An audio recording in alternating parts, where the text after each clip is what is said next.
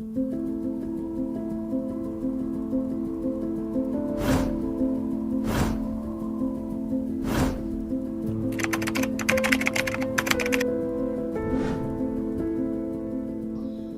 কি কখনো ভেবে দেখেছেন বাংলাদেশ তুলনামূলকভাবে ছোট একটি দেশ হলেও আন্তর্জাতিক রাজনীতি, বাণিজ্য ও নিরাপত্তার আলোচনায় কেন দেশটি বরাবরই অনেকবার সামনে উঠে এসেছে? আজকের ভিডিওতে আমরা জানব বাংলাদেশ শুধু একটি দেশ নয়, বরং এটি একটি ভৌগোলিকভাবে কৌশলগত অবস্থান এবং কেন বিশ্বের শক্তিধর রাষ্ট্রগুলো যেমন যুক্তরাষ্ট্র, চীন, ভারত, রাশিয়া সবাই বাংলাদেশকে গুরুত্ব দেয় আর কিভাবে ভৌগোলিক অবস্থানই বাংলাদেশের সবচেয়ে বড় শক্তি। প্রথমে দেখে নেব বাংলাদেশের ভৌগোলিক পরিচয়। বাংলাদেশ দক্ষিণ এশিয়ায় অবস্থিত নদীমাতৃক একটি দেশ।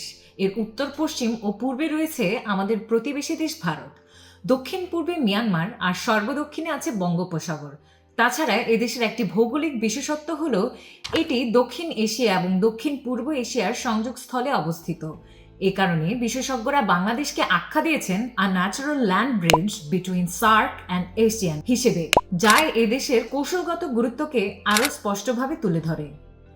ভারতের মূল ভূখণ্ডের সাথে তার উত্তর পূর্বাঞ্চলীয় সেভেন সিস্টার্স রাজ্যগুলোর সংযোগের জন্য বাংলাদেশের ভূখণ্ড সবচেয়ে সহজ পথ। বাংলাদেশের ট্রানজিট ও কানেক্টিভিটি ভারতের জন্য নিরাপত্তা ও অর্থনৈতিক দিক থেকে অপরিহার্য, যার ফলে এই ভূখণ্ডকে এড়িয়ে চলা ভারতের জন্য মোটেও সম্ভব না। আর এদিকে 1971 সালের মুক্তিযুদ্ধে সোভিয়েত ইউনিয়নের হস্তক্ষেপ কেবল আদর্শিক নয়, বরং গভীর ভূ রাজনৈতিক কৌশলের অংশ ছিল। পাকিস্তানের পরাজয়ের সময় মার্কিন নৌবহরের বিপরীতে সোভিয়েত নৌবহর মোতায়েন করা হয়। এর পেছনের মূল উদ্দেশ্য ছিল দক্ষিণ এশিয়ার গুরুত্বপূর্ণ করিডোর বাংলাদেশে পশ্চিমা প্রভাব রোধ এবং ভারতের সঙ্গে অংশীদারিত্ব বজায় রাখা। এটি প্রমাণ করে যে বাংলাদেশ কেবল প্রতিবেশী দেশের জন্যই নয়, বরং আন্তর্জাতিক অঙ্গনে কতটা গুরুত্বপূর্ণ। এতটা গুরুত্বপূর্ণ হয়ে ওঠার পেছনে শুধু ভূমি নয়, বরং রয়েছে সমুদ্র সম্পদও।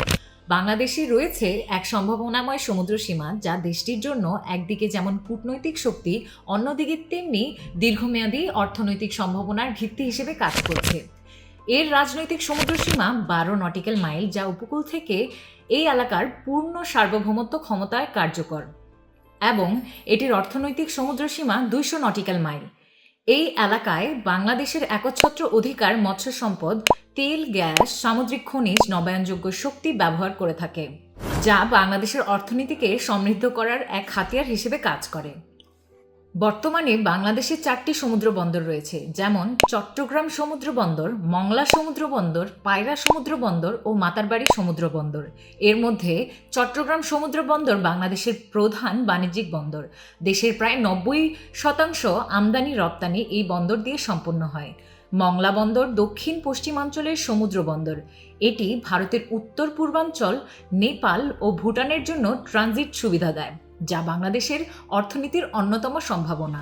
অন্তর্বর্তীকালীন সরকারের প্রধান উপদেষ্টা অধ্যাপক ডক্টর মোহাম্মদ ইউনূস বলেন, আমরা প্রায় ভুলে যাই যে বঙ্গোপসাগরের একটা অংশ আমাদের দেশ।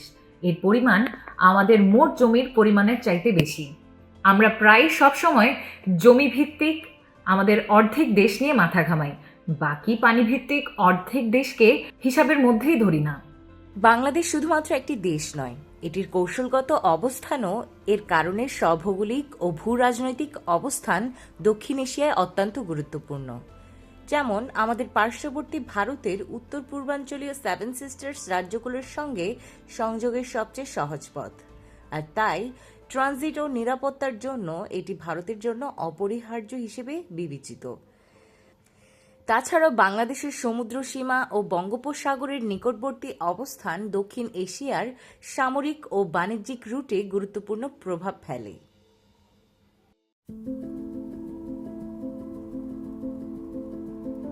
বাংলাদেশ আয়তনে ছোট হলেও এর ভৌগোলিক ও কৌশলগত অবস্থান এটিকে আন্তর্জাতিক রাজনীতি, বাণিজ্য ও নিরাপত্তার জন্য গুরুত্বপূর্ণ করে তোলে। শিলিগুড়ি করিডোরের মাধ্যমে ভারতের উত্তর পূর্বাঞ্চলের সঙ্গে সংযোগ, বঙ্গোপসাগরের নিকটবর্তী সমুদ্রসীমা এবং দক্ষিণ এশিয়ার মধ্যে ল্যান্ড ব্রিজ হিসেবে অবস্থান, এই সব মিলিয়ে বাংলাদেশ কেবল একটি দেশ নয়, বরং দক্ষিণ এশিয়ার গুরুত্বপূর্ণ কৌশলগত করিডোর।